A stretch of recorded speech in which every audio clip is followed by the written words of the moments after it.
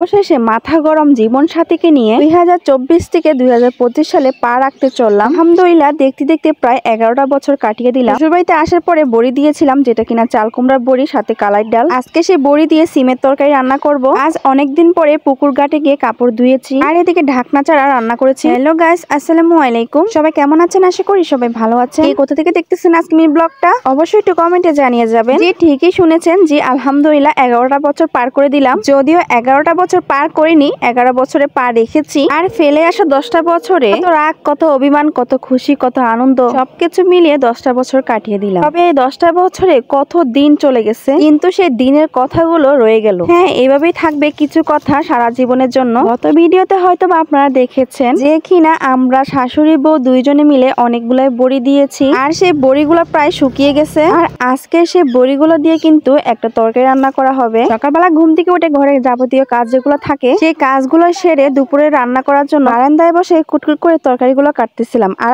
আজকে একটা ম্যাজিক দেখবেন। টেনটেনা, দেখেছেন কত সুন্দর বৃষ্টি হয়েছে আমাদের এই শ্বশুরবাড়ি এলাকায়। তবে এই বৃষ্টির মধ্যে কিন্তু আজকে রান্না করব। তরকারি তো কেটে কুটে বেশ ভালো করে ধুয়ে নিয়েছি। থাকা খাওয়া ঘর থেকে রান্নাঘরটা বেশ একটু দূরে, সে কারণে গুছিয়ে গাছিয়ে নেওয়া লাগে রান্না করতে। গ্রামে শ্বশুরবাড়িতে আসার আগে শাশুড়ি অনেকগুলো মাছ কিনে রেখে দিয়েছিল, আর যে মাছগুলো হচ্ছে সিলভার মাছ। সিলভার মাছ কিন্তু আমার একদমই ভালো লাগে না। যাই হোক, রান্না করতে গেছিলাম যেহেতু মাছগুলো প্রথমে ভেজে নিয়েছিলাম, সাথে বড়িগুলো কিন্তু ভেজে নিতে হবে প্রথমে। এখন তো প্রায় অনেক মানুষে এই চাল কুমড়া বড়িটা চিনেন। আমার মতন অনেকে আছে যে চাল কুমড়া বড়িটা চিনতো না, তবে আমি বেশ এখন চিনি আর খেতেও কিন্তু বেশ পছন্দ করি। সিমের তরকারি বরাবরের জন্য আমার খুবই পছন্দ। তাছাড়া গ্রামের সিম দেখতে তো অনেক সুন্দর লাগতেছিল, সাথে কিন্তু অনেক অনেক টাটকা ছিল সিমগুলো। তাছাড়া সিমের তরকারির পাশাপাশি একটু ডাল রান্না করব, আবার পেঁয়াজ কালি ভাজি করব, বা অনেকে পেঁয়াজের পাতা বলে, তো যাই হোক সেটাও ভাজি করব। আমি আবার সিমের তরকারির সাথে কয়েকটা আলু না দিলে খেতে পাই না, তো যাই হোক আলুও দিয়েছি সাথে সিমও দিয়েছি। বেশ ভালো করে কষিয়ে তারপরে না একটু ঝোল জাল দিয়ে খুব মজা করে রান্নাটা করব। যাই হোক, রান্না করতে করতে ছেলের আবার কবুতর দেখে পছন্দ হয়ে গেছে। এরই মধ্যে আমার রান্নাটা প্রায় শেষ পর্যায়ে, তো যাক ডালটা কিন্তু হয়ে গিয়েছে, এদিকে তরকারিটা প্রায় হওয়ার পথে। আমার শাশুড়ি যেহেতু গ্রামে একা থাকে, মানে তারা স্বামী স্ত্রী থাকে, তারা স্বামী স্ত্রী মানে শ্বশুর শাশুড়ি তারাই তো শুধু রান্না করে খায়, সে কারণে আর হাঁড়ি পাতিল বেশি